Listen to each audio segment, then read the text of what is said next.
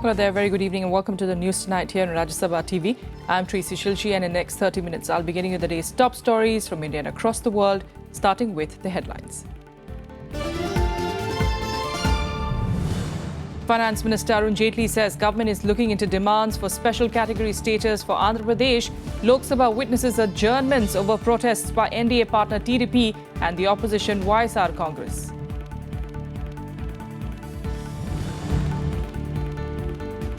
Home Minister Rajnath Singh chairs a high-level meeting ahead of his visit to Pakistan to attend the SAARC Home Ministers Conference. Government rules out the possibility of bilateral talks with Pakistani leaders.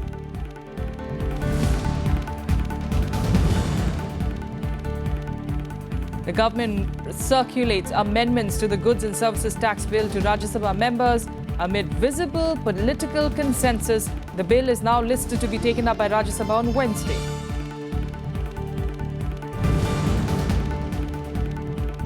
And Typhoon Nida flattens Hong Kong. High winds and torrential rain forces schools and transport services to shut down. Authorities put low-lying areas on flood alert. Our top story starting with the proceedings in Parliament. Lok Sabha saw several adjournments today following protests by parties from Andhra Pradesh who are demanding special status for the state. This was the second day of such protests and the protesting members were reprimanded by the Speaker Sumitra Mahajan. However, the government has assured Parliament that the demand was being looked into. Finance Minister Arun Jaitley on Tuesday assured Lok Sabha members from Andhra Pradesh that the government was looking at their demand for special category status to the state. I have repeatedly said that the government stands by the commitments it has made in supporting Andhra Pradesh to the fullest. Even today, I have had a word with the Andhra Pradesh Chief Minister and we are trying to find a solution to these issues very shortly.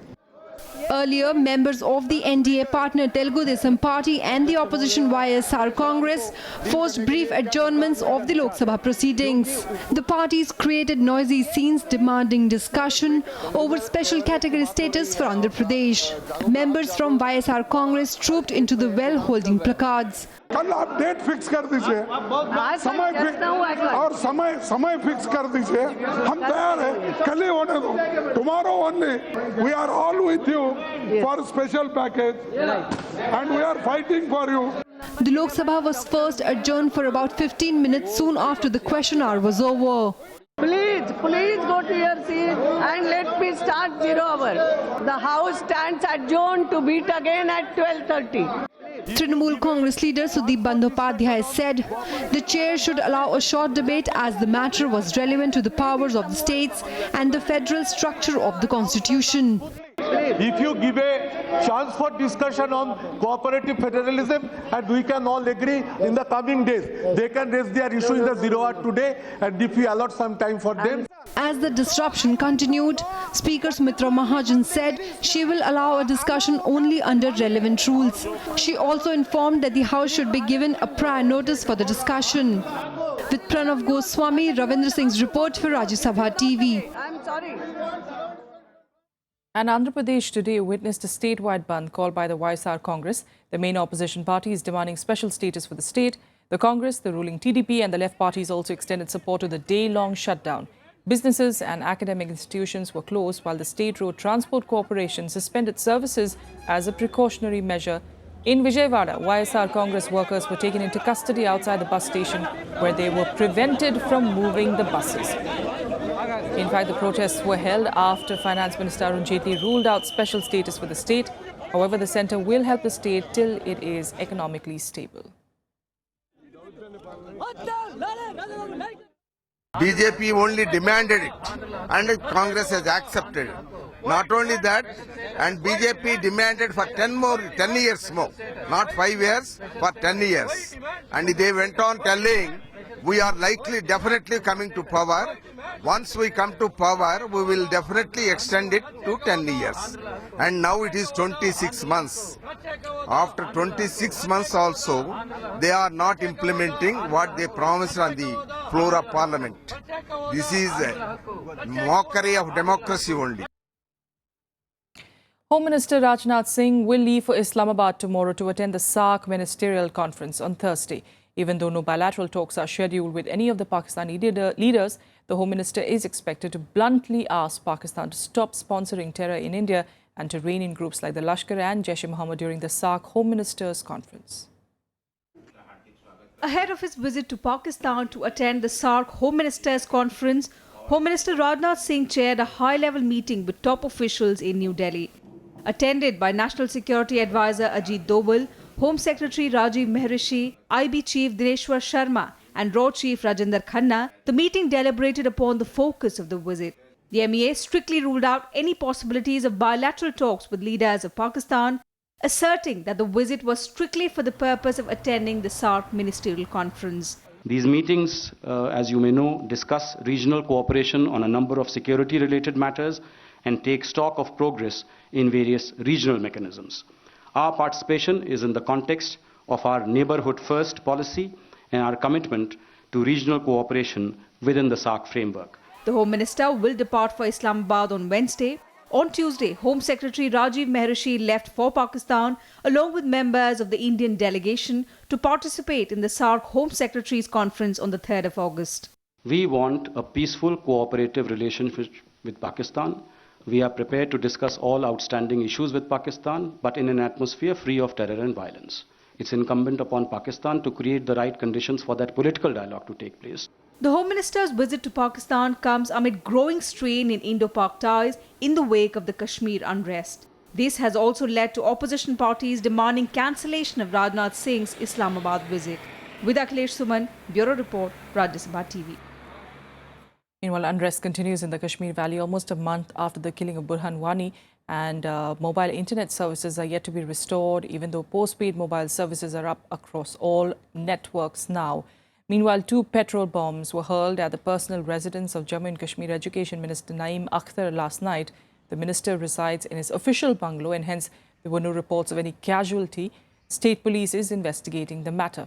Meanwhile, the UN continues to monitor the tense situation in Kashmir and have called on both India and Pakistan to work constructively to resolve the issue.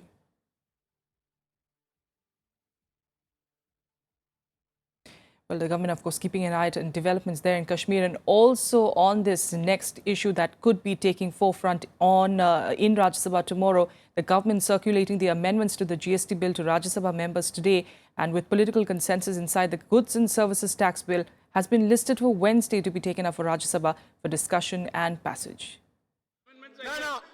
Finance Minister Arun Jaitley informed Rajya Sabha members that amendments to the GST bill have been given to the Secretariat for circulation to members 2 days ago.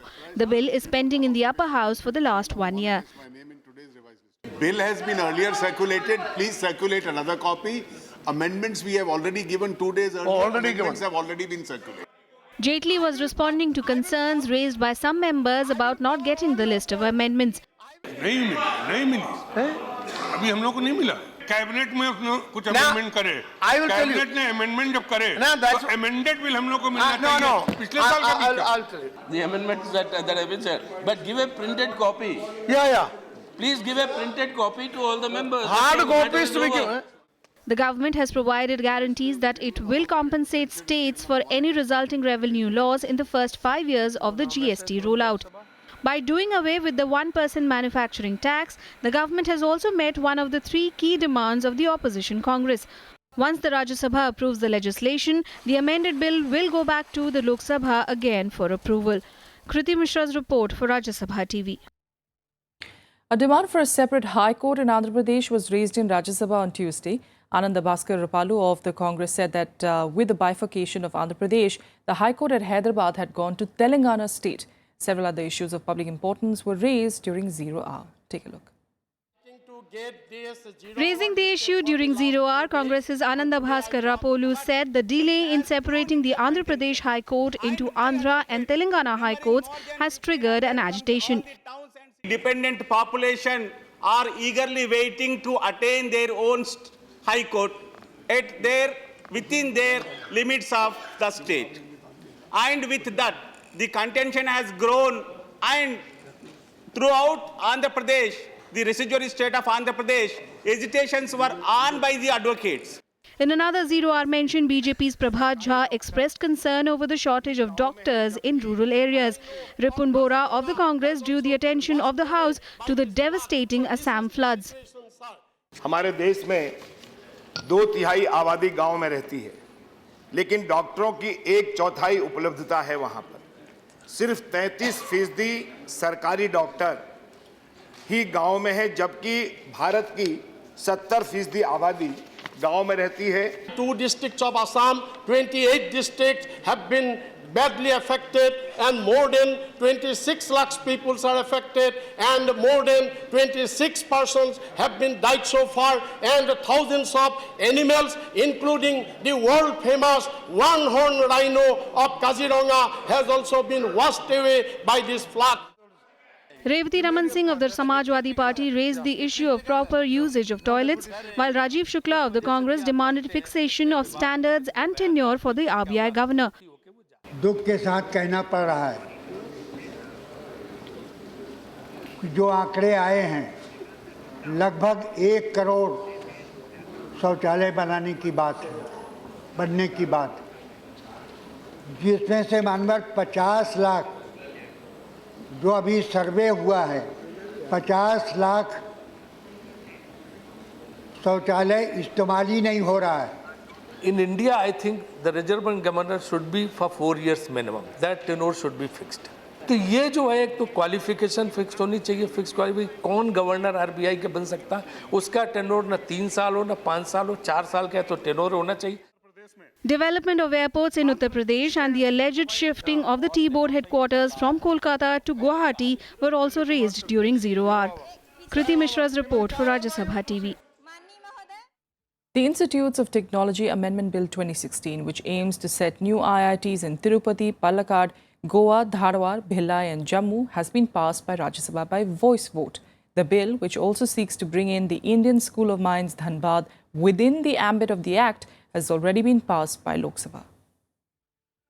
Replying to the debate on the Institutes of Technology Amendment Bill 2016 in the Upper House, Human Resource Development Minister Prakash Javadekar said that the government was committed to making IITs as centers of excellence. This finance will be made available for within next 3 years.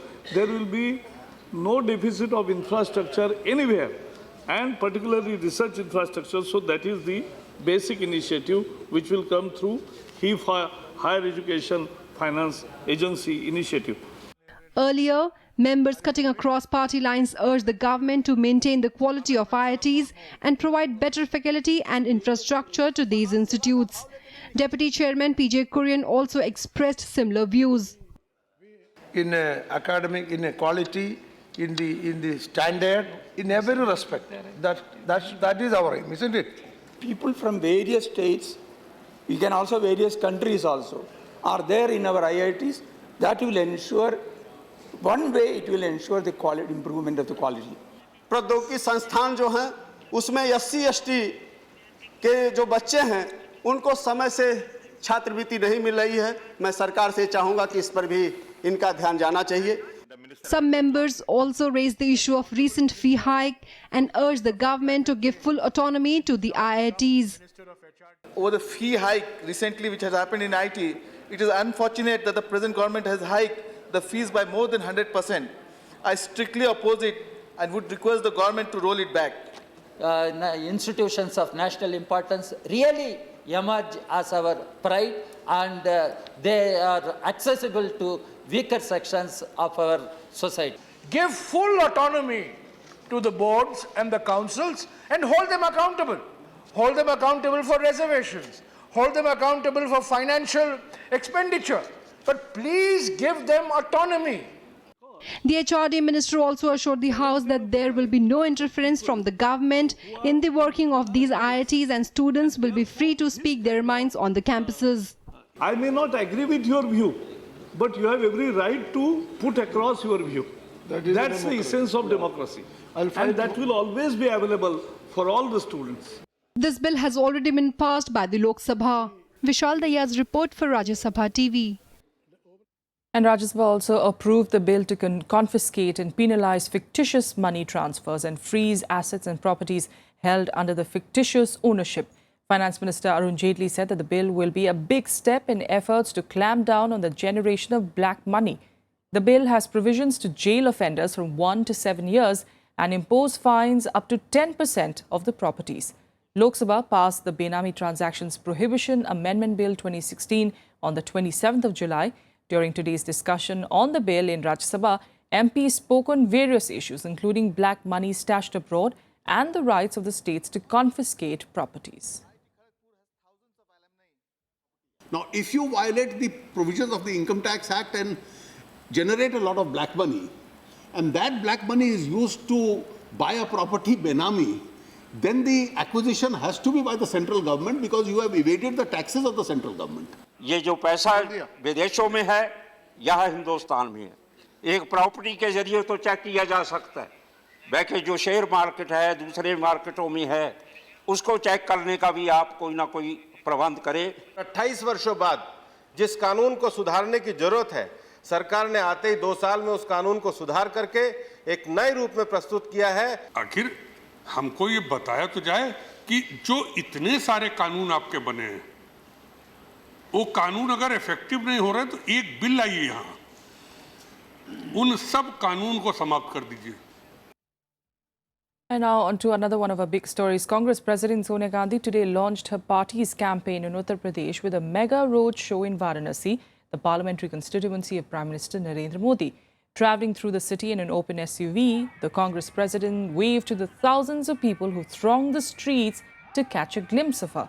She was accompanied by Party General Secretary Ghulam Nabi Azad, Congress's CM candidate in UP, Sheila Dikshit, and UPCC President Raj Babbar.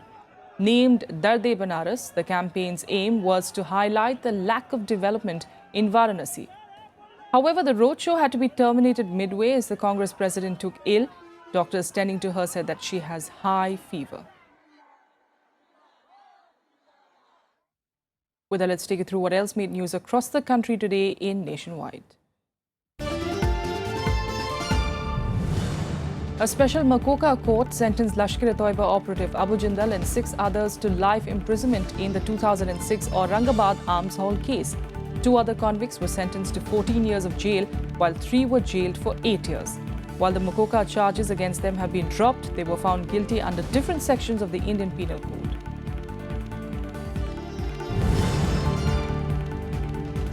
Lok Sabha was informed today that the central government has no proposal to impose liquor prohibition across India at present.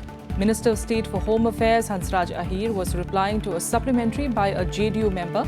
He wanted to know whether the centre will emulate steps taken by the Bihar government and bring about liquor prohibition across the nation. Ahir assured that once various state governments decide to bring in prohibition laws, the central government will extend cooperation to them.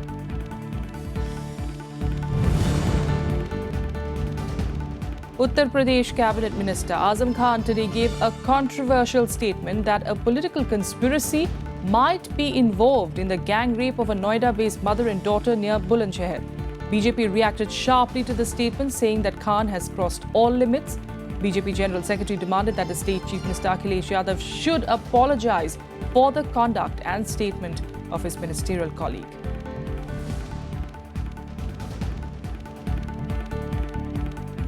With a quick break here, we'll be back with the international news in a bit. Stay with us.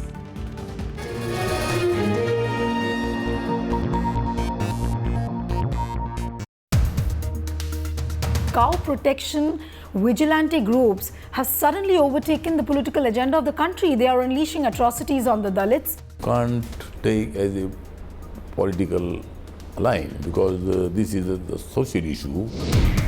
Can you promise our viewers today that this kind of an incident will not happen from now on? Yes, because I will assure the Dalits and non-Dalits will come together. Mayawati doesn't seem to have taken your statement very seriously because she says that he's a venal and a slave-minded man. Mayawati is saying that I am the slave, but I am not the slave of the BJP. Watch to the point with Minister of State for Social Justice and Empowerment Ramdas Athavale only on Rajya Sabha television.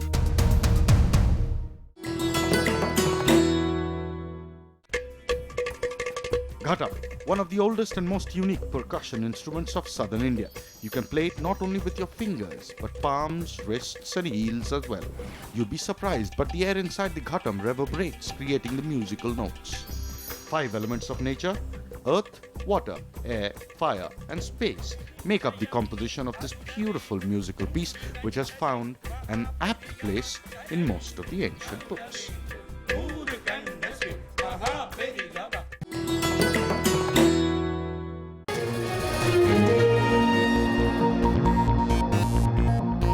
Welcome back. Let's get to international news now, starting with Hong Kong, where Typhoon Nida swept through the country today, shutting down much of the financial hub with strong winds. Hundreds of flights were disrupted while authorities put low-lying areas on flood alert. The typhoon is weakening as it approaches the South China's mainland. However, a high alert has been issued in several cities. Typhoon Nida swept through Hong Kong on Tuesday with high winds and torrential rain, forcing schools, transport services and the financial hub to shut down. Hong Kong's first major typhoon this year brought in winds of over 100 kilometers per hour, damaging houses and tearing down tree branches. 咁啲報紙就會吹走晒咁樣咯，跟住就令到即係工作困難咗咁樣，係啦。 Authorities put low-lying areas on flood alert and warned people about possible landslides. More than 150 flights were cancelled, stranding hundreds of passengers. Hong Kong Stock Exchange also halted trading for the day, while hundreds of people took refuge in government shelters. Earlier, the typhoon made a landfall in southern China's Guangdong province, causing torrential rainfall. Although the storm is weakening as it moves to the mainland, large areas of southern China were put on emergency alert. Authorities advised people to stockpile food and essentials. China's State Oceanic Administration also issued a red alert for ocean waves and storm tides, warning that waves of up to 11 meters high could be expected off the coast of Guangdong province. Nida, which had earlier passed over the Philippines, is now said to be the strongest typhoon in the region since 1983. Bureau Report, Rajya TV. And here's a look at more international news updates in Global Buzz. Republican presidential candidate Donald Trump suggested on Monday that the upcoming general elections could be rigged. Speaking at a rally in Ohio, Trump expressed concern over the election, saying he feared it would be unfair. However, he did offer no evidence. Earlier this year, Trump had also complained about the Republican primary system, saying that it was also rigged amid party efforts to stop his march to candidacy.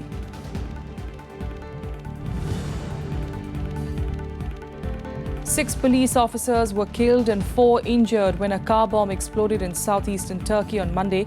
2 of the injured were in serious conditions.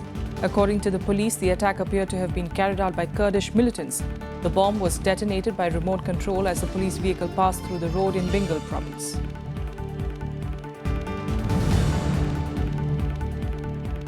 Beijing has announced penalties for what it calls illegal fishing in South China Sea. In its verdict, the Supreme Court announced penalties for boats operating in areas including the disputed region in its contiguous economic zones. The decision appears to be an attempt to strengthen Chinese rules governing the waters with a focus on sanctions for illegal fishing. However, the move could raise regional tensions as well. Earlier, the United Nations-backed International Tribunal denied China's claims over South China Sea. However, China refused to accept that ruling.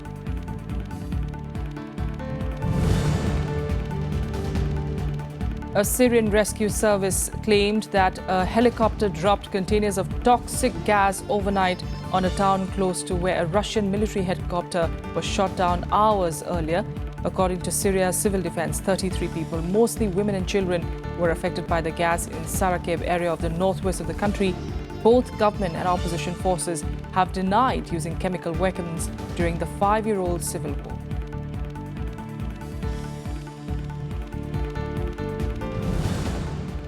And now let's change tracks, getting all the latest from the world of sports in Sports Beat.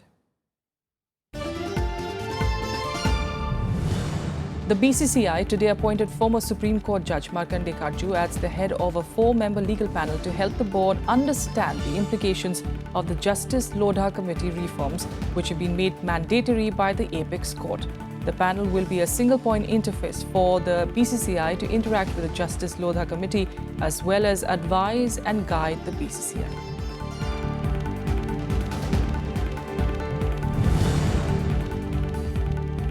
Shot putter Inderjeet Singh's chances of making the Rio Games suffered another blow after his B sample tested positive for banned substances. The 28-year-old Inderjeet's A sample had returned positive barely 10 days ahead of the mega event in Rio. He faces the prospect of being banned for 4 years under the new WADA code. However, Inderjeet alleges that his sample has been tampered with.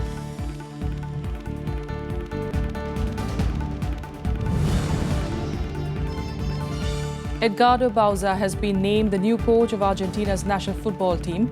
Bauza will replace Gerardo Martino, who along with star Lionel Messi quit the team in July after Argentina lost the final of the Copa America tournament for a second consecutive year.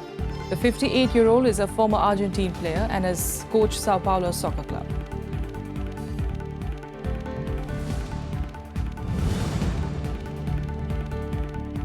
World road race champion Lizzie Armistead has been cleared to ride in the Rio Olympics after winning a court of arbitration for sport appeal against a ban for missing 3 doping tests. The 27-year-old British cyclist was facing an automatic ban under the whereabouts system after 3 missed tests within a year. However, CAS has ruled that procedures were not followed correctly for the first of the tests, which was declared void.